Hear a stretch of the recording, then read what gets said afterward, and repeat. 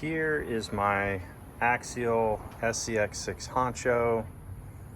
A few months ago, I decided to put in some Vidavon axles, non-portal. Really enjoyed the change of performance, but after a few runs, decided I did want to go to portals. So I added the portals, I added the brass, and then doing that, it raises your rig 18 millimeters and makes it 18 millimeters wider.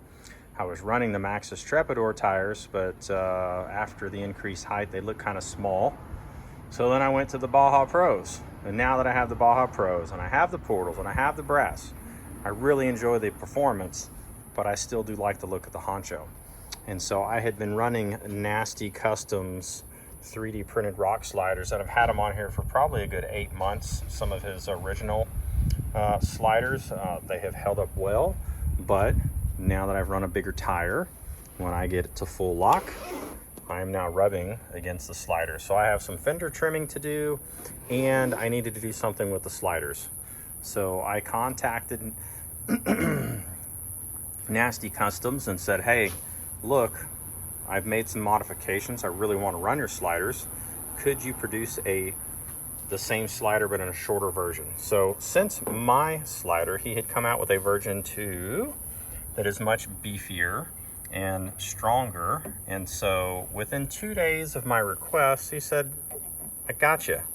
And he made some sliders that are now 1/2 inch shorter so that at full lock, it will clear my tires. So I'm really excited to get these put on.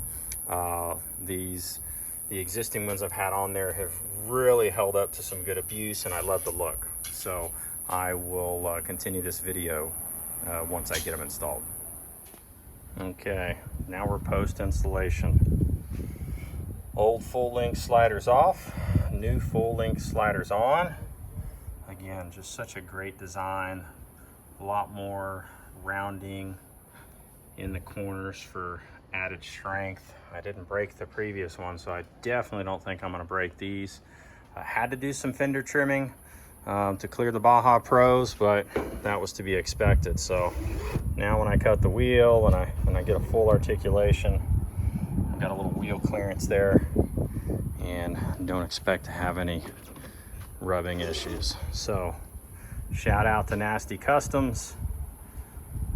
I needed a change on a part, and in 2 days that part then became available for purchase for all on the website. So can't say enough about the work that he's done and his products, and look forward to getting this thing back out on the trail.